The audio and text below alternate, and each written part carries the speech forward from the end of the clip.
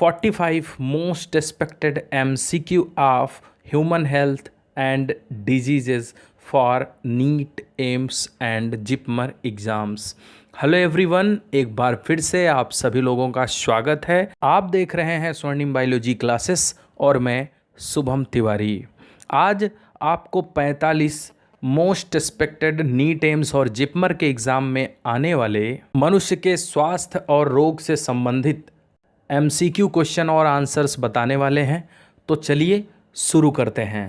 Question number 1, asthma is characterized by. Asthma का क्या लक्षण है? कैसे आप पता करेंगे कि आपको अस्थमा हो चुका है? तो ऑप्शन डी सही होगा, स्पैज्म इन ब्रोंकियल मसल, यानी जो ब्रोंकाई है उसकी जो मांसपेशियां हैं उसमें खिंचाव आ जाता है अस्थमा होने पर। Question 2, a cancer causing agent is known as. उस एजेंट का नाम बताइए जिसके द्वारा कैंसर होता है। तो ऑप्शन सी हो जाएगा, carcinogen. Sickle cell anaemia is the result of dash in the HB gene. मनुष्य के शरीर में जो सिकल सेल एनीमिया होता है उसमें किस म्यूटेशन के कारण HB जीन प्रभावित होता है? तो ऑप्शन ए, पॉइंट म्यूटेशन। अगला क्वेश्चन है, ringworm one of the most common infectious diseases in man is caused by. जो दाद होता है जो कि काफ़ी कॉमन इन्फेक्शस डिजीज है मनुष्य में, वो किसके द्वारा होता है? तो वो होता है ट्राइकोफाइटॉन के द्वारा। Metastasis is. मेटास्टेसिस क्या है? कैंसर से संबंधित होता है मेटास्टेसिस। और इसमें होता क्या है? ऑप्शन ए सही हो जाएगा, spread of cancer cells to new sites. The inner core of HIV is made of the protein. जो HIV वायरस है उसकी जो संरचना है उसका इनर कोर किस प्रोटीन का बना होता है? तो आप यहाँ पर ऑप्शंस देख रहे हैं, 4 प्रोटीन यहाँ लिखे गए हैं। तो इनर कोर की लाइनिंग यानी उसकी मेम्ब्रेन जो बनी होती है वो P24 प्रोटीन से बनी होती है, option C. Japanese encephalitis is transmitted by. Japanese encephalitis जो होता है वो वायरस के द्वारा होता है, लेकिन उसका ट्रांसमिशन मतलब एक स्थान से दूसरे स्थान तक पहुंचाने का कार्य कौन करता है? Option C, mosquito. A phenomenon when parasite parasitizes themselves is known as। जब किसी पैरासाइट पर दूसरा पैरासाइट रहता हो तो इस क्रिया को क्या कहते हैं? तो इसे कहा जाता है, option B, hyper parasitism. Which disease results due to disorder in lysosomes. Lysosomes में कोई कमी आने पर कौन सा रोग हो जाता है? तो option C, Tay Sachs disease. Black lung disease is common among. Black lung disease किसके अंदर ज़्यादा होता है? जो लोग कोल फैक्ट्री में काम करते हैं, कोयले की खानों में काम करते हैं, उनके अंदर ये ज़्यादा होता है। तो option A. Aflatoxin is produced by. Aflatoxin किससे मिलता है? ऑप्शन बी, फंगस से। और जिस फंगस से मिलता है उसका नाम है Aspergillus flavus. Cancer cells are. Cancer cells कैसी होती हैं? तो कैंसर सेल्स को हेला सेल्स भी कहा जाता है, जिससे आगे चल कर के ये अदर सेल्स को प्रभावित करती हैं और कैंसर बढ़ता जाता है। Hodgkin's disease is cancer of the. मतलब जो हॉटकिंस डिजीज होती है वो कैंसर है एक प्रकार का, और वो किस अंग में या कहाँ पर होती है बॉडी में? तो वो होती है लिम्फाइड सिस्टम या लिम्फाइड टिश्यू में, option C. Pancoast syndrome is associated with. Pancoast syndrome किससे संबंधित है? तो आपको बता दें, पेनकॉस्ट सिंड्रोम जो है लंग्स में होता है और उसकी एल्वियोलाई को, ब्रोंकाई को नष्ट करने का, खराब करने का काम करता है, और यह संबंधित है नियोप्लाज्म से। Alteration of which genes leads to cancer. किस जीन में बदलाव के कारण कैंसर होता है? तो एक ही वो जीन है जो सबसे ज़्यादा पॉपुलर है और वो है proto-oncogene. Which one of the following is an anti cancer drug. इसमें से कौन सा एंटी कैंसर ड्रग है, यानी कि कैंसर को ख़त्म करने वाला ड्रग है या कैंसर के खिलाफ दवाई के रूप में उपयोग में आता है? तो ऑप्शन सी सही होगा, vincristine. All are oncogenic viruses except, इसमें से सभी वायरस ऐसे हैं जो ऑन्कोजेनिक हैं, मतलब कैंसर काजिंग है, लेकिन एक को छोड़ करके, तो वो है रियो वायरस, जिससे कैंसर नहीं होता। Cancer can be defined as, cancer को कैसे परिभाषित किया जा सकता है? क्योंकि जो डिवीज़न होता है अनकंट्रोल्ड सेल डिवीज़न, वो बॉडी की सेल्स में होता है, इसलिए uncontrolled mitosis.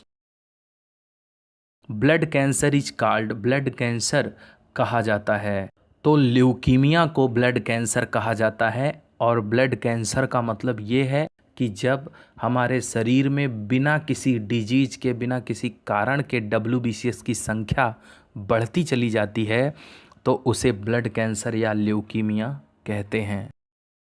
An example of liquid tumour is, liquid tumour का एक उदाहरण बताइए। तो ऑप्शन डी सही होगा, माइलोसाइटिक ल्यूकीमिया। और इसे लिक्विड ट्यूमर इसलिए कहते हैं क्योंकि इसकी शुरुआत बोन मैरो से होती है, जो कि तरल पदार्थ है, और वहीं पे हमारा ब्लड भी बनता है। कैड स्टैंड्स फॉर, कैड का फुल फॉर्म क्या है ये पूछा जा रहा है आपसे। तो कैड का फुल फॉर्म है कोरोनरी आर्टरी डिजीज़। तो जो कोरोनरी आर्टरीज हैं हमारे शरीर में, उसमें अगर कोई रोग होता है तो उसे शॉर्ट में कैड कहते हैं। What is the medical term for heart attack, heart attack को बायोलॉजी की भाषा में या मेडिकल की भाषा में क्या बोलते हैं? तो इसे आप ऐसे भी बोल सकते हैं कि हार्ट अटैक का दूसरा नाम क्या है। तो ऑप्शन डी सही हो जाएगा, myocardial infarction. Deposition of uric acid at the joints is, जब जॉइंट्स पे, पैरों और हाथों की जोड़ों पर यूरिक एसिड का डिपोजिशन हो जाता है, वो जम जाता है, तो उससे क्या होता है, कौन सा रोग होता है? तो उससे होता है गाउट, और हड्डियां टेढ़ी हो जाती हैं या गांठ के रूप में बाहर निकल आती हैं। The confirmatory test used to diagnose AIDS is, AIDS को कन्फर्म करने के लिए जो टेस्ट किया जाता है उसे कौन सा टेस्ट कहते हैं या उसका क्या नाम है? ऑप्शन डी, एलिसा टेस्ट, जिसका फुल फॉर्म है एंजाइम लिंक्ड इम्यूनोसॉर्बेंट एसे।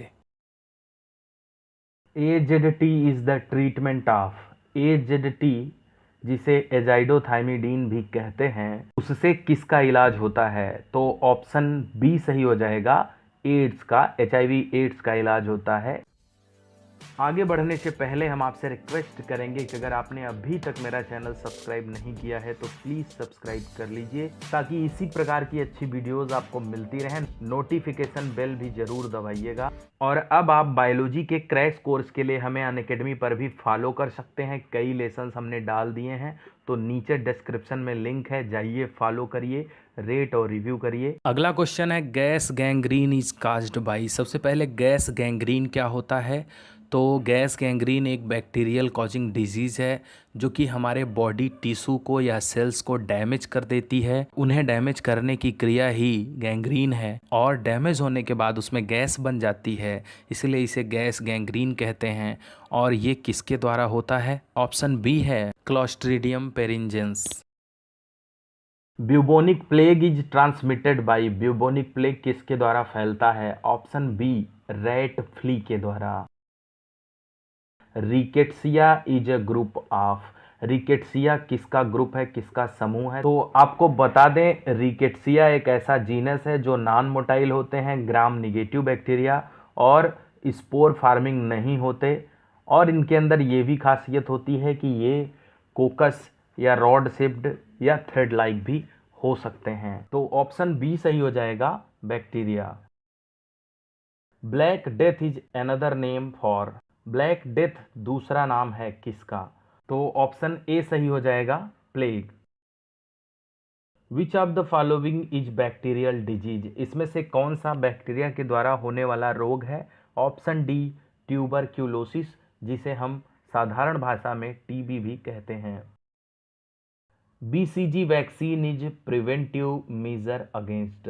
BCG का टीका किसके खिलाफ लगाया जाता है? तो आपको बता दें BCG का फुल फॉर्म है बेसाइल कालमेट ग्यूरिन, और ये ट्यूबरक्लोसिस के खिलाफ लगाया जाता है या उसको ठीक करने के लिए लगाया जाता है।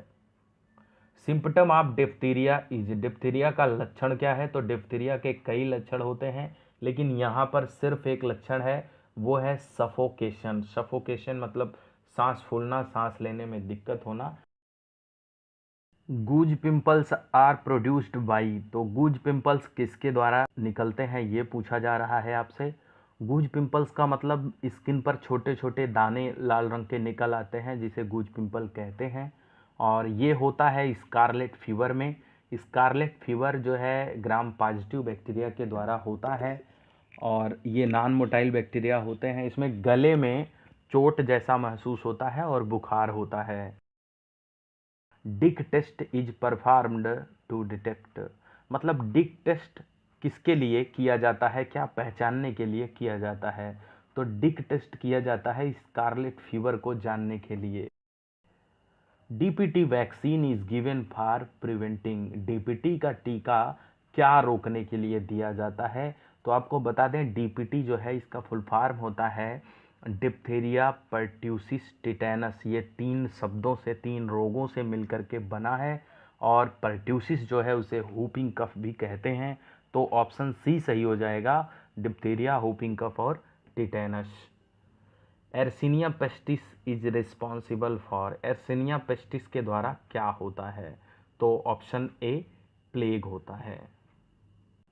Tetanus is also known as, tetanus को और क्या कहा जाता है? ऑप्शन सी लॉक जा।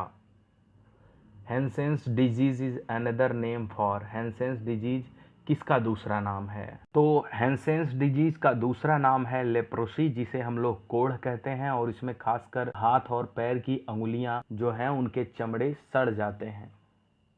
Pathogen for French pox is, French pox के लिए कौन सा पैथोजन उत्तरदायी होता है? फ्रेंच पॉक्स जो है सिफिलिस डिजीज का दूसरा नाम है, जो कि एक सेक्सुअली ट्रांसमिटेड डिजीज है और असुरक्षित यौन संबंध बनाने से फैलता है, और ये फैलता है ट्रिपोनेमा पैलिडम के कारण।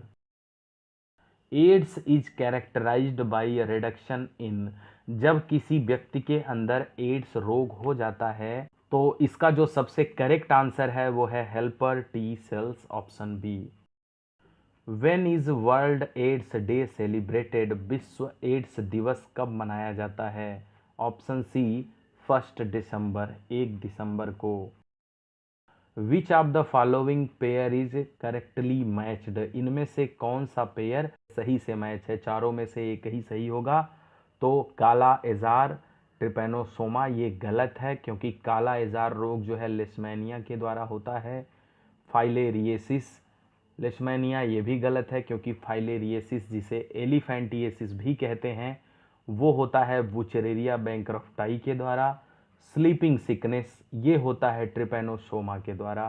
तो ये तीनों गलत है, तो चौथा ऑप्शन है येलो फीवर एडीज एजिप्टी, यही सही है। Which of the following is a communicable disease, इसमें से कौन सा छूने से फैलने वाला रोग है? कम्युनिकेबल डिजीज का मतलब छूने से फैलने वाला रोग, तो ऑप्शन ए सही हो जाएगा, अमीबिएसिस, जो कि होता है एंटमीबा हिस्टोलिटिका के द्वारा। Malaria is a common disease caused by, malaria एक साधारण रोग है जो कि होता है किसके द्वारा? तो आपको बता दें मलेरिया प्लाज्मोडियम के द्वारा होता है, जो कि प्रोटोजोआ फाइलम का एनिमल है, या फिर आप ये बोल सकते हैं कि प्रोटिस्टा का एनिमल है। वो दोनों ऑप्शन इसमें है नहीं, तो ऑप्शन डी सही होगा सबसे करेक्टली, स्पोरोजोवन।